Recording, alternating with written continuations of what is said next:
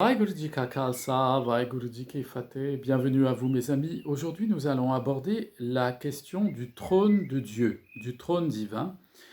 Cette référence au trône de Dieu est mentionnée à plusieurs reprises dans le Sri Guru Granth Sahib Ji Maharaj. Nos maîtres de mémoire bénis l'emploient très fréquemment pour désigner une réalité que nous allons essayer de comprendre.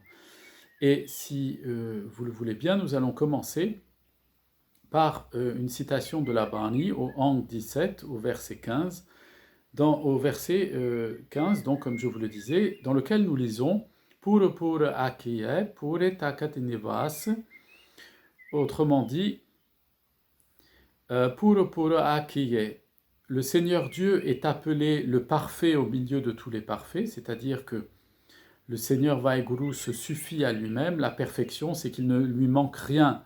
Il n'attend rien de personne, il n'a besoin de personne, il se suffit à lui-même. Donc, il est appelé le parfait au milieu de tous les parfaits, Pure Takt Nivas, autrement dit, et Nivas, il est assis, Pure Takt, sur le trône de la perfection. Donc, déjà, nous voyons qu'il y a cette référence à cette notion de trône sur lequel Dieu est assis. Le Seigneur Vaheguru est assis. Le mot qui est employé ici est le mot tact, takat ou takata, si on le décompose en 3 syllabes. Et ce mot est un mot qui n'est pas un mot sanskrit. Il n'est pas emprunté non plus à la langue arabe ou aux autres langues sémitiques, à l'hébreu ou à l'araméen, ni encore moins au grec. Il est emprunté ici au farsi, à la langue persane. Or, ce mot a une racine très ancienne.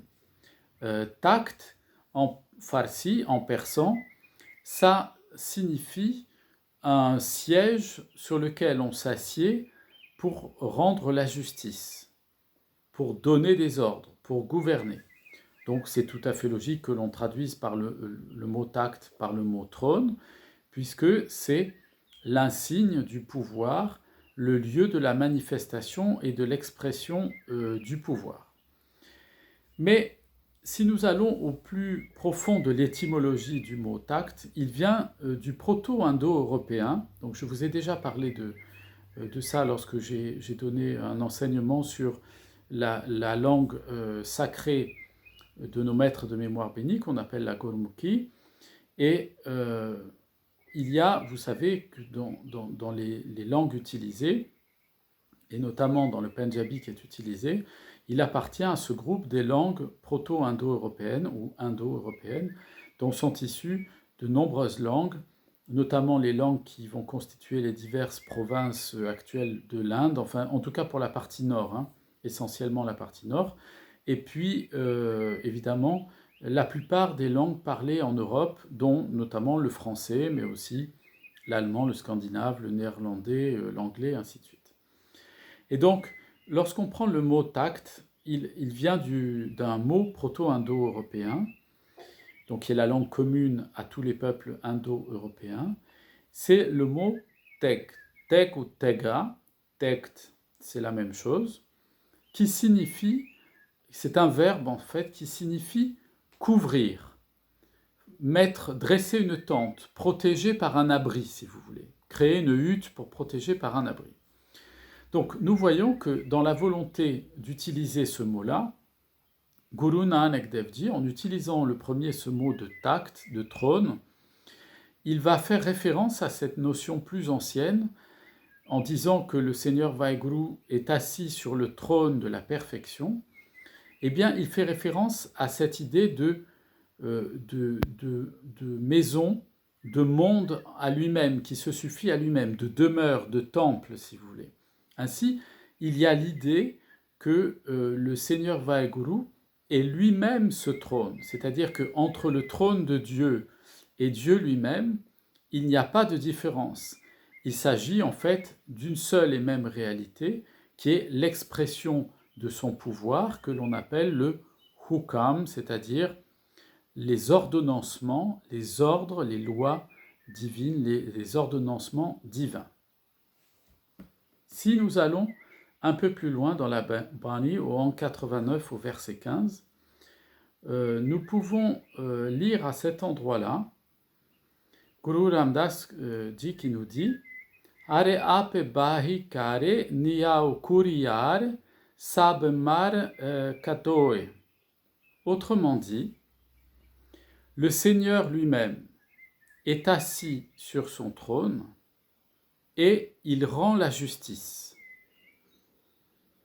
Il frappe et il conduit tous ceux qui ont un cœur hypocrite. C'est-à-dire, en fait, il rend une sentence à l'égard de tous ceux qui ont mené une vie hypocrite, c'est-à-dire en dissonance entre l'attachement au Seigneur Vaheguru et leur comportement et leurs pensées les plus profondes. Alors ici, vous l'avez entendu comme moi, il n'y a pas dans ce verset-là, ce verset 15 au Ang 89, dans ce passage de la Bani, nous n'entendons pas le mot tact.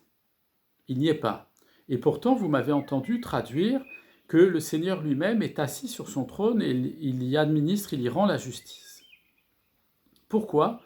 Parce qu'en fait, il y a, comme c'est souvent le cas dans l'enseignement de nos maîtres de mémoire bénis, tout au long de chez les Guru Granth Sahib Ji Maharaj, il y a un auditoire qui écoute nos maîtres, qui écoutait nos maîtres, et qui, lui, n'avait pas besoin qu'on explicite tous les mots pour pouvoir le comprendre. Or, il y a une expression ici qui est employée dans ce verset 15, c'est le mot « bahi ». Bahi. Are ape bahi kare niao.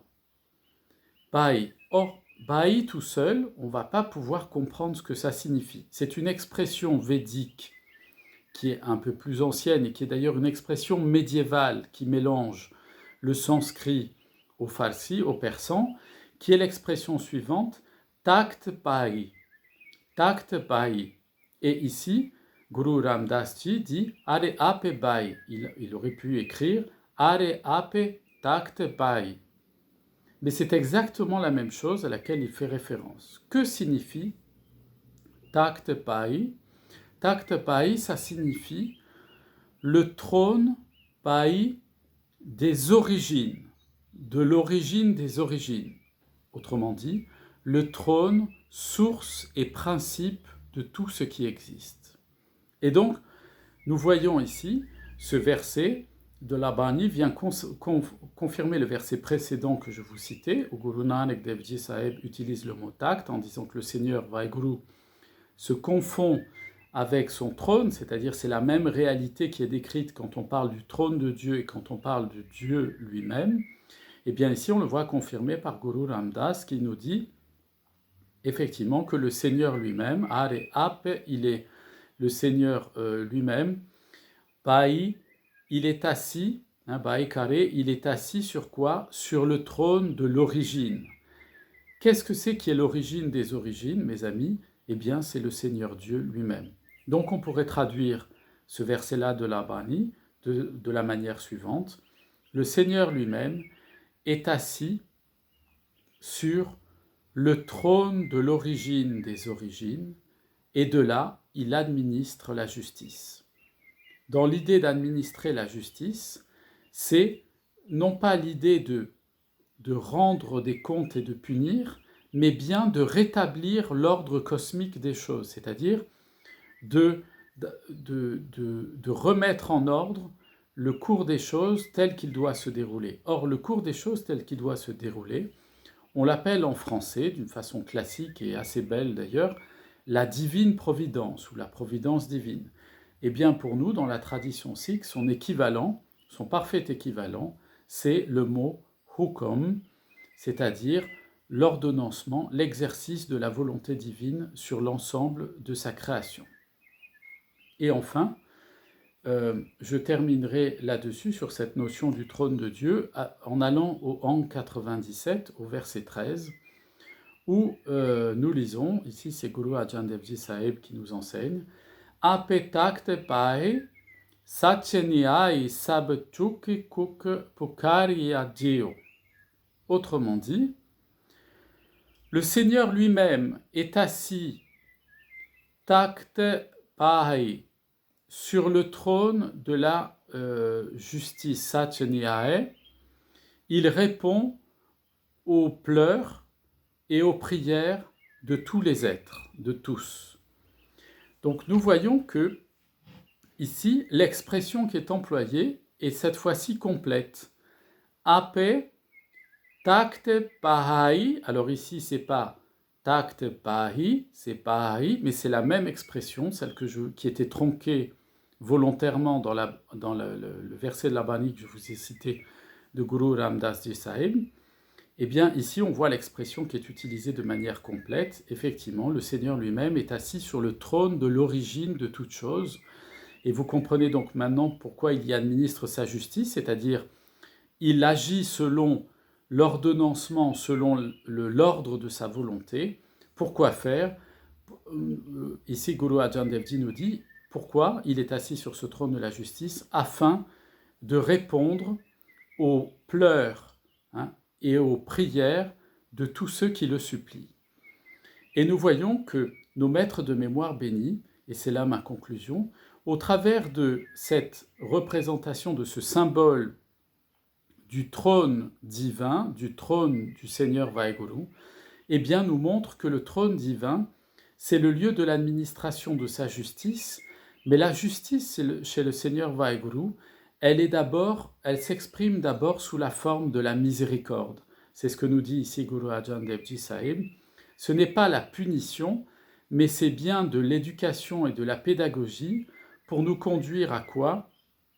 Eh bien, à la libération spirituelle, c'est-à-dire à l'accomplissement plein et entier de notre nature divine profonde. Et voilà pourquoi ici Guru Sahib nous dit que, assis sur son trône, le Seigneur Vaheguru répond aux pleurs et aux supplications qui lui sont faites.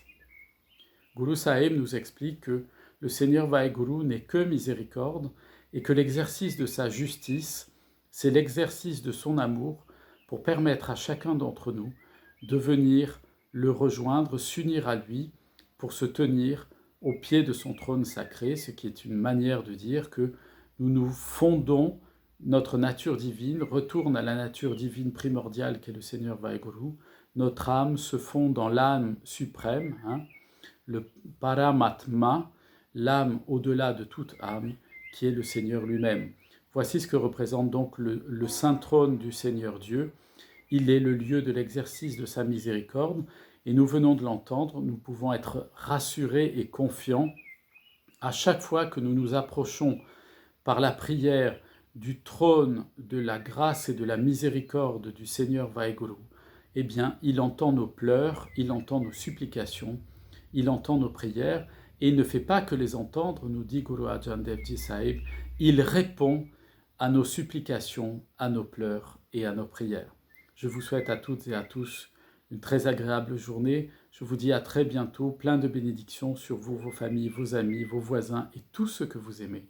Vaheguru Ji Ka Khalsa, Vaheguru Ji Ki Fateh.